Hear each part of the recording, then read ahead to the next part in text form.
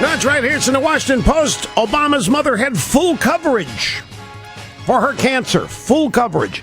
Nobody denied her. Her insurance company didn't deny her. She was not denied treatment. Her battle was to get disability insurance payments for her out-of-pocket expenses. This according to A Singular Woman, a biography of Dunham by Janie Scott, who covered the campaign as a reporter for the New York Times. She had health insurance, and it was not denied. And Obama, again last night, alluded to the fact that she didn't, that life had treated her unfairly. It isn't true. Okay, here's Bob, St. Cloud, Minnesota. Great that you are on the program, and thank you for waiting as well. Hi, Rush. Hi. It's real nice to get through to you and to be able to talk to you. Thank you, sir. And first of all, I want to thank you for helping to maintain our national sovereignty. Well, I appreciate that, sir. Thank you very much. That really means a lot. Now, I appreciate getting through in order to bring up a question that I think is really important at this time.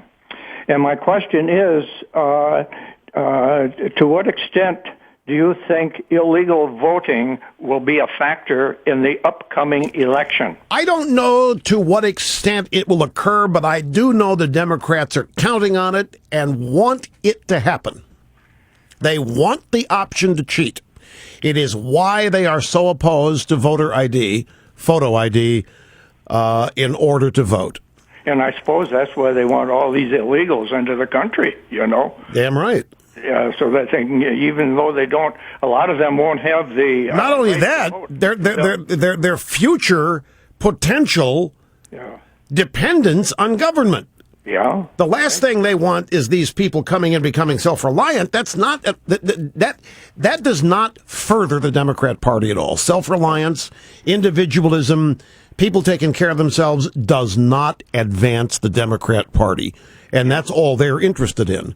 Mm-hmm. Now, when it comes to illegal voting, somebody's going to have to explain to me where I'm wrong about this. Something that needs to be said about this, too. You need a photo ID to cash check, to buy things. You need a photo ID to get on an airplane. You need a photo ID for practically everything. Democrats do not want minorities to have a photo ID. You had to have a photo ID to get near and then in the Democrat convention. But they don't want you to have one to vote. And the only reason for that is so they can cheat. There can be no other reason. Now, they say that a lot of blacks in America are scared to death to go down and get a photo ID because that means the government's then going to start spying on them. And their experience with the government's not all that healthy. And they don't trust the government. I don't know why. The Democrats run it. They vote for Democrats. I don't know what the problem is. But you look at all of the mainstream economic activity that requires a photo ID, that Democrat leaders are very comfortable with denying many of their voters. Can't get on an airplane without one. You can't cash a check without one. You need a photo ID for practically everything that you do in our society today. And yet the Democrat leaders are content with American blacks being shut out of mainstream economic activity. The only way to look at it, the only way it makes sense is, you can't buy alcohol you can't buy cigarettes if you're young and if there's any doubt about your age. You have to have a photo ID.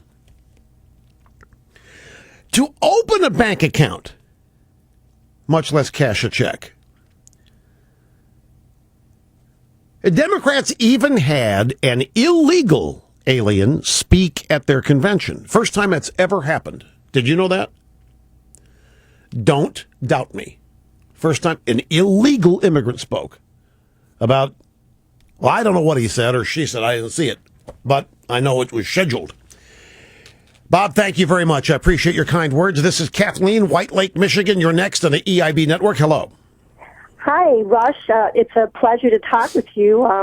it's very nervous right now. I'm a first-time caller, and I have a little cold, but I want to thank my mom and dad, first of all, for introducing you to me to you in my younger years.